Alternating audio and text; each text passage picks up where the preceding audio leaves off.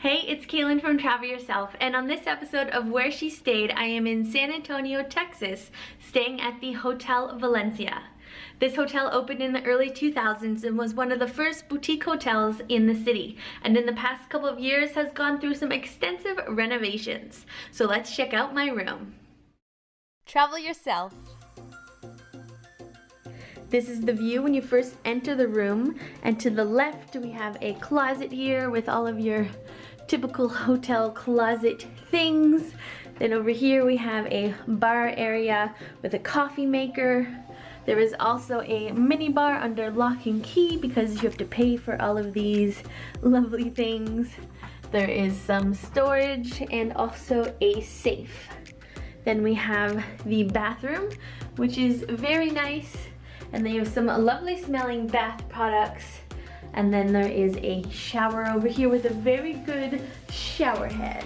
Very nice, and a shallow tub. Then back out here we have the rest of the room.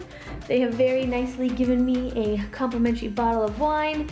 And then there are snacks here that you can buy from the mini bar list as well.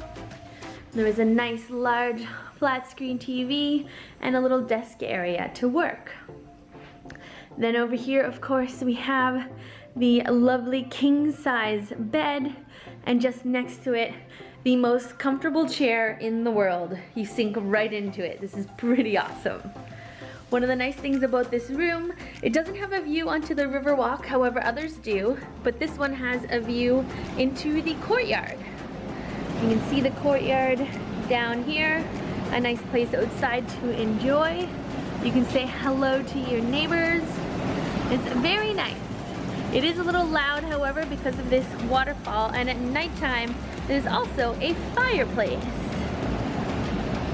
But it is very nice and private out here. On the wall there you can also see there's a nice large mirror.